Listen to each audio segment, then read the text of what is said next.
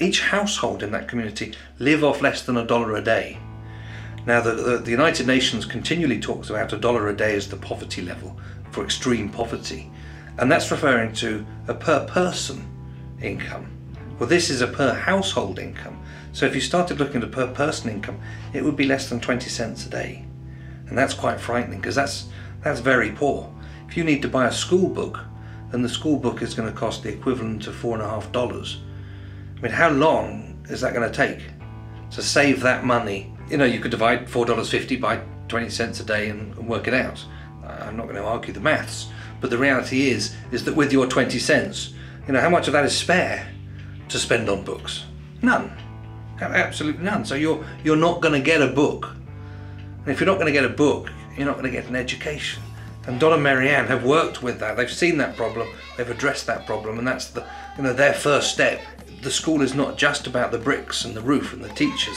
Let's get the resources into that school so that the kids can really have an opportunity to learn.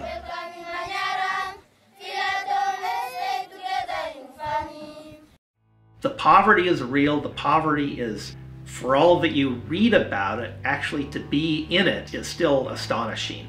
You can scarcely believe that people live with this little, yet they're not miserable. That does not mean, of course, oh, well, they're happy, so leave them alone. I mean, the fact is you still have a life expectancy in the 40s, you still have high infant mortality. These things are wrong, and we're trying in our slow way to address these things. But for all of the poverty and too frequent and too early death that they live with,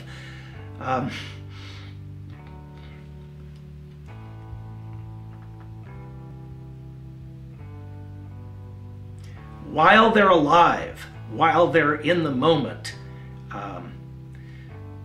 they know that you must do certain things while you're alive. You must enjoy the life that you have.